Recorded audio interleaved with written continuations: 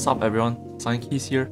Today we'll be having a look at another board, the V75 from Cidoo, and I can confidently tell you that this is the best pre-built keyboard of 2023 so far. Stay with me. Upon opening the box, you'll find the accessories organized in two separate boxes with cable, Allen key, and a 2-in-1 puller.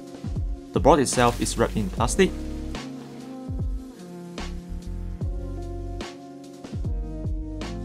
And finally, you'll find the instruction manual included as well. The V75, as its name suggests, offers a 75% layout and comes with a sandblasted CNC enclosure. Starting at $139, you are getting a tri-mode keyboard, a south-facing RGB PCB, a dedicated knob complemented by a sleek RGB diffuser, and a USB compartment. The keycaps are diced out PVT, with the font being placed at the bottom left. Not sure about you, but I still prefer the font to be positioned at the top left, as is typical for most keycaps. Regarding the switch, Cidoo has developed what they call the matte linear switch. It comes prelooped as far as I can tell, and features a nylon housing with palm stem. Operating at 47 grams should be very comfortable for most users.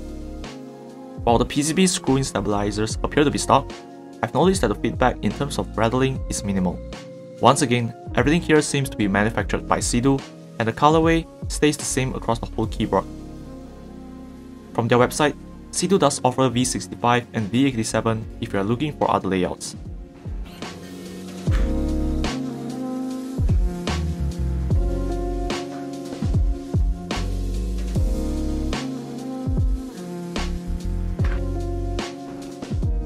Now, as we disassemble the board, we discover a plethora of built-in foams, including the IXPE switch cushion, Poron plate foam, and Poron case foam.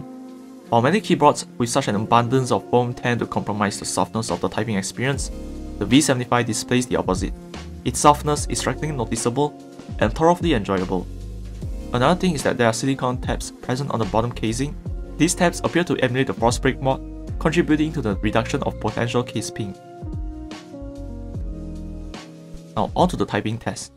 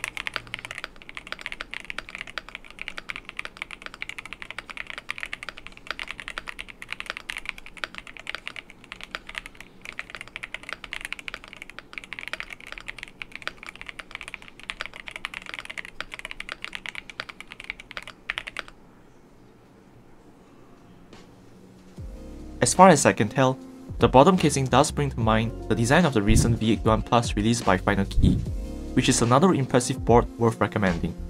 The side profile boasts a truly sleek appearance. We also notice the engraved icon of a leopard creature on the metal piece that conceals the USB compartment. And yes, the magnets are present so that the metal piece can snap onto it easily. Lastly, featuring a USB-C port and a toggle positioned at the top left of the board, with the entire section being slightly recessed. Regarding the lighting, comes with a set of pre-installed effects on the board, with additional effects available on VIA. Surprisingly, I was able to activate only the light bar while deactivating the rest of the RGB, as I do not want excessive light to be on my setup. Weighing at 1.8 kilograms, it is very solid and showcases a sturdy build overall. Honestly, it's really hard for me to pick anything bad about it. I really wish they continue to expand their range of color options, and I totally understand the rationale behind the limited color choices, given the added manufacturing costs involved in ensuring consistent colors for keycaps, switches, and stabilizers. The notion of releasing bare-bone kits might indeed offer a solution. Beyond those points, I'm quite the admirer of the design choices they have implemented, specifically on the V75.